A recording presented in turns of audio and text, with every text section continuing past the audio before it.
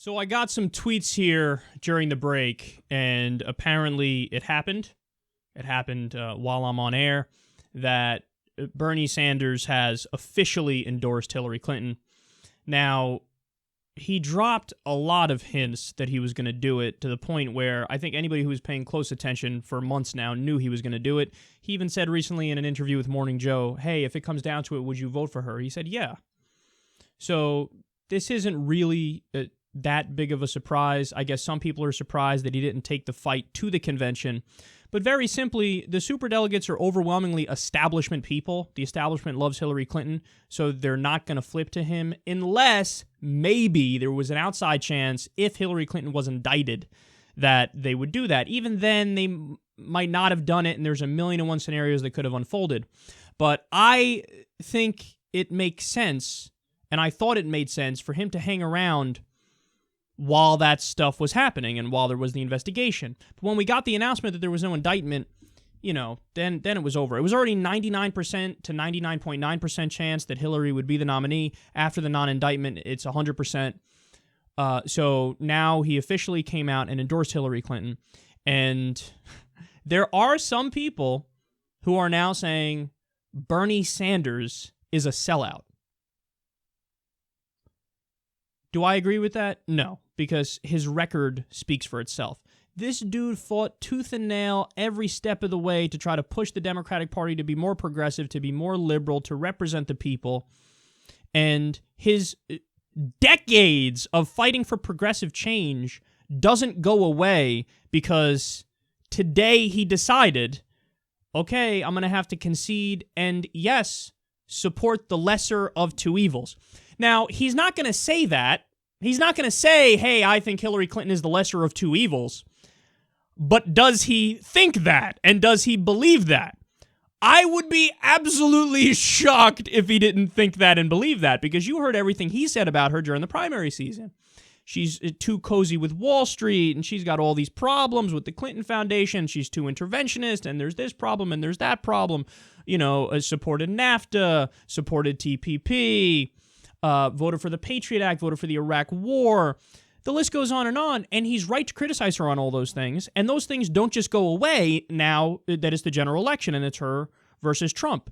You have to be objective and you have to be rational in attacking everybody in the race and calling them out for their shitty positions. And yes, Hillary Clinton has a lot of shitty positions, but at the conclusion Bernie Sanders came to, I think, is, yes, I think she's the lesser of two evils.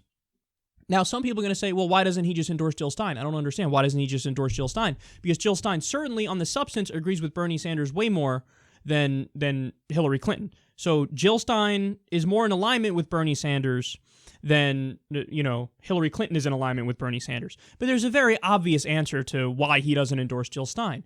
Because if he endorses Jill Stein, you split the liberal vote, and the Republican vote, the conservative vote, is unified behind Trump, and so you're just handing the election over to Donald Trump. If he comes out and he endorses Jill Stein, it's not a question as to if you will split the Democratic vote. You are definitely going to split the progressive vote, the liberal vote.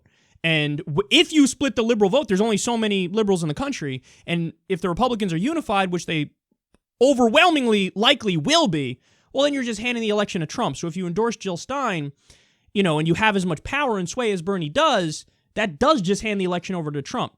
Now, I'm not in the camp of Bernie, where Bernie is coming out now and he's saying, yes, I'm just endorsing her. So in other words, he wants you to vote for her, period. I don't agree with that. I'm in the camp of, as I've said a million times before on air, I wouldn't vote for Hillary Clinton unless I basically absolutely positively have to, and I think I have no other rational choice. So if you're in a deep red state or a deep blue state that's either guaranteed to go to Trump in the red states or Hillary in the blue states, yes, I support you doing whatever the fuck you want. I know I am personally going to do a protest vote. Like in 2012, I voted for Obama in the primary and the general in 2008, but in 2012, I voted for Jill Stein.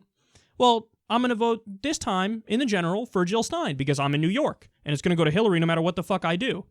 But now I also say if I was in Ohio or Florida, I probably would also hold my nose, vomit, puke, cry, be in a fetal position, regretting my entire life as I hold my nose and vote for Hillary Clinton, because I agree with Bernie Sanders' assessment that she is the lesser of two evils.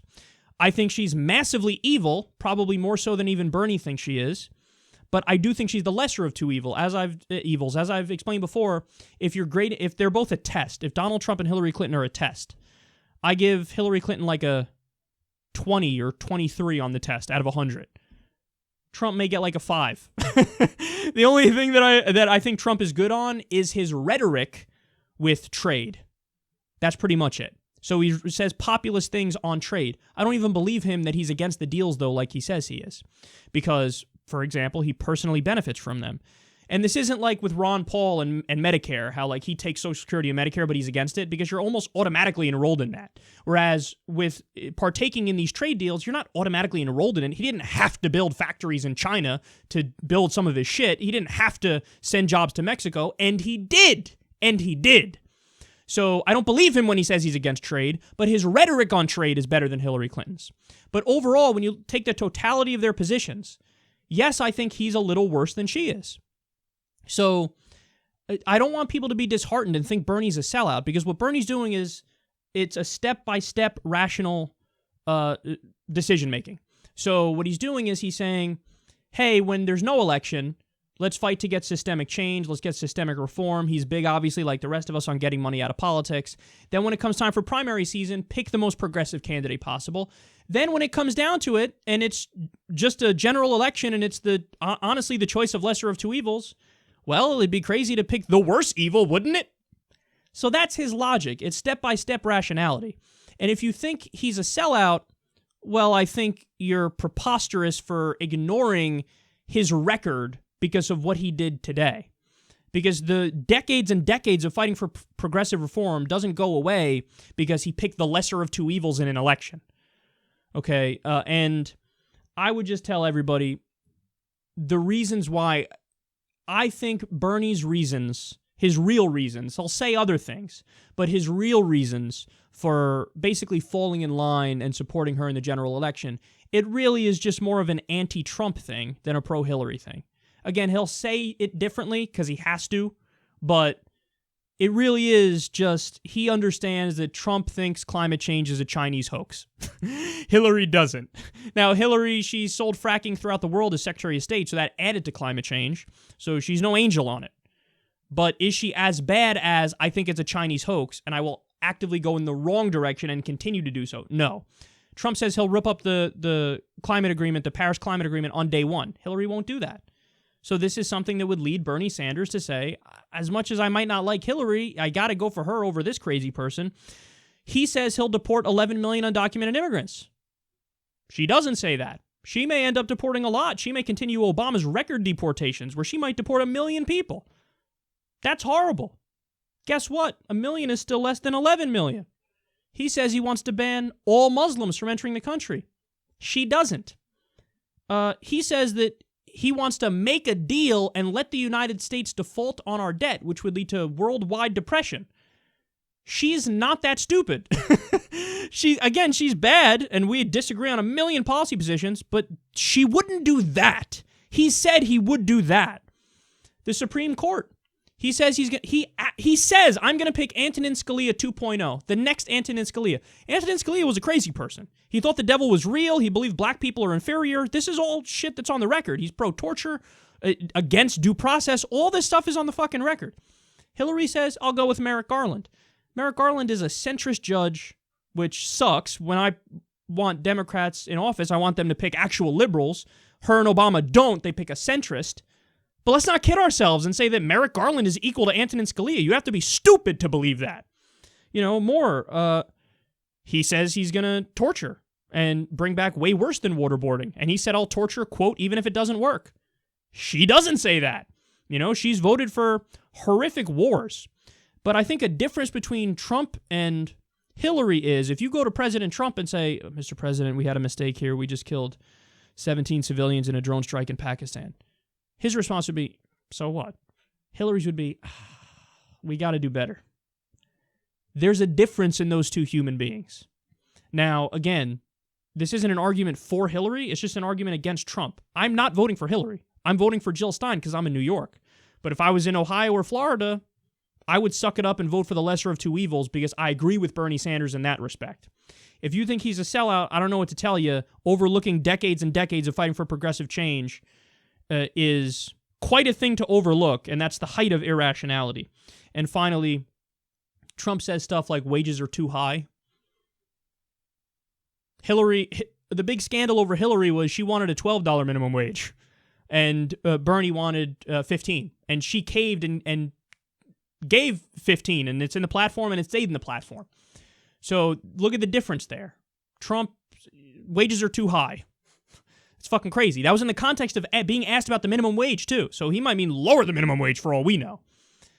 That's him. Hillary, yeah, 12 was my ideal. Okay, these things, it's not, they're both bad based on the totality of their positions, but the lesser of the two evils, I really don't think is that hard to figure out. And Trump, I had long discussions about this, and you guys could go see them. It's the Bernie, if you type in Bernie or bust to the SecularTalk search engine, you'll see all the different, I did 2 conversations with it, one with TYT, one with somebody else. And we got into a lot of detail about why I think it is she is the lesser of two evils, and I'm still not voting for her, but I would if I was in a swing state. And, you know, another one was Trump says very proudly and very openly, hey, I'll open up the libel laws and sue journalists, try to stop, reporters from saying things that I don't like about me. I mean, this is a guy who sued Bill Maher over a joke. He sued The Onion over satire. And we're going to say that this guy is somehow this paragon of free speech? My ass he is. He's the opposite of that. He's for free speech if it's against the groups he doesn't like. If it's against him and the groups he likes, well, then he'll literally censor you. He said, I want to open up the libel laws. So this isn't that difficult of a question, if you ask me. And Bernie even goes further than me. Bernie says, just vote for her. I say I wouldn't vote for her, and I'm not going to in any of the deep red or deep blue states. I'm just saying if I was in a swing state, I would vote for her. So, all I have to say is that I'm getting tweets now, too. People literally are saying, like, oh, it's going to be interesting to see you try to defend Bernie because he just sold out his principles, blah, blah, blah, blah, blah, blah, blah. You really think Bernie Sanders sold out? Bernie Sanders, a guy who based his entire life on progressive reform and policy substance. You really think that because when push came to shove, he picked the lesser of two evils, that he sold out? No, because he's going to wake up tomorrow and continue to push for progressive goals. He's going to continue to propose policy substance. He's going to continue to fight the battle the grassroots way and a million other ways. He inspired thousands of people to run who are his fans. He created an entire political revolution here. If you say you think he sold out, not only do I think you're wrong, I think you're disrespecting a legacy of one of the best senators in United States history. And you're doing that out of blind rage. So it's okay to be upset with him. It's not okay to erase decades of progressive reform and policy substance. We should all be thanking Bernie Sanders for how hard he worked to push this Democratic Party to the left and get change, as opposed to being angry at him.